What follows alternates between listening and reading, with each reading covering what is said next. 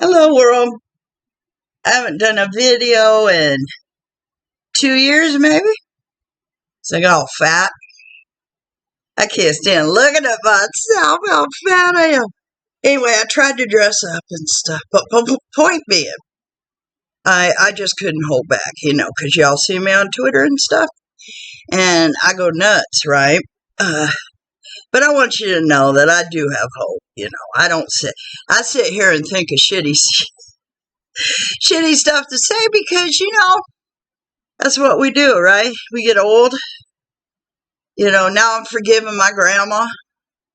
She was all bitchy, all politics. I remember as a kid sitting around, everybody talk about Nixon and stuff, and then Carter couldn't do nothing right, And I never understood it. I said, "What you bothered about? Those people in a big white house ain't bothered with you at all, right? Go outside and play." Kids are to be seen and not heard, and we'd rather not see it either.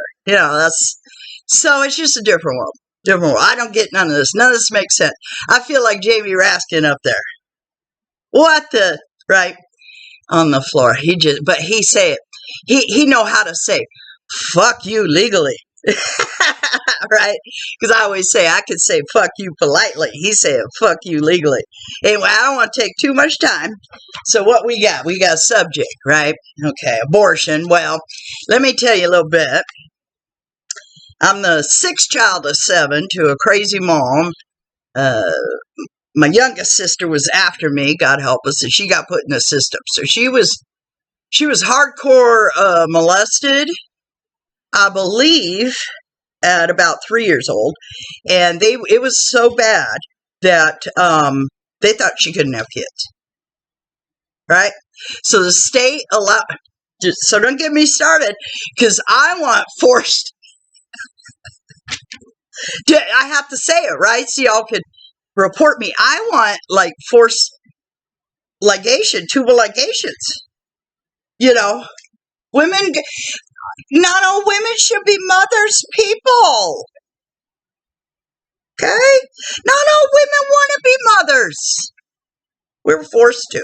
I was forced to. I don't want my kid. I'll admit it. God took him from me too. Not in death, but his father's drugged up father took him for the benefits, basically, and dropped him off at the weed dealer's house. And I didn't find him till he was 4. But I asked for my tubes to be tied. Okay, because I got emancipated. Yes, I am emancipated. Just like you-know-who's. It was a program. I don't know if it still exists, but in the foster care system, if you can prove that you're an adult well, okay, I'll just give you an example. I graduated high school at 16, was going to college and worked for the state of California. And I had a savings of about $4,000, and I was living in a group home that taught you how to become emancipated. So you fill out the paperwork, and poof, about 6 months before I turned 17, I got emancipated, and the group home, I had signed a contract, so I had to wait, but I got to move into my own apartment and everything before I was 18. So I went to Planned Parenthood to get the pill that I'd been taking since I was 13 because I was raped and had an abortion. And it was a late abortion because in Wyoming it was illegal. This was 1979. So I hemorrhaged. It was really bad. Anyway, I'm already at 4 minutes. This is awful. Okay, well, I'll keep going. You could click off and maybe come back. Anyway, so my point is, though, there's a story behind every abortion that doesn't happen. All right. So my joke, though, because I always have one, is that if you don't agree with abortion, but you don't like anything I do, I'm a Democrat and a Republican. I'm like, I swing both ways, baby. I'm a bi-political. All right. So anyway, if you don't like that, then you should support abortion because I wouldn't be here. Okay. And it costs a lot of money. Okay. So that's it on abortion. Guns, what you gonna do? You guys already know. Forget about it. I just,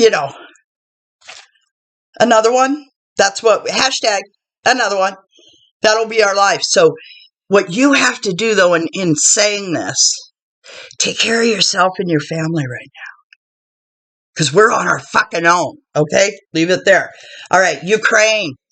Got my poem. So let's fit this in. If you guys do follow me on Twitter, it looks like this. It's on my page. But I kind of wanted to do the prayer at the end and really put something to it. So here we go. Oh, like the good ones do. Pure water, tap. I do risk. Okay. I didn't hear the bomb before it hit. I heard the rumble after I was shot into orbit. I see my love and friends. I see them run. Once we were just at home and having fun. An evil sky I see tonight. Red, smoky city. I struggle to my feet, pain with no pity. I gather whatever I have and wander through the rubble. Be careful not to be seen or cause any trouble. No time to ask why. No time to retreat.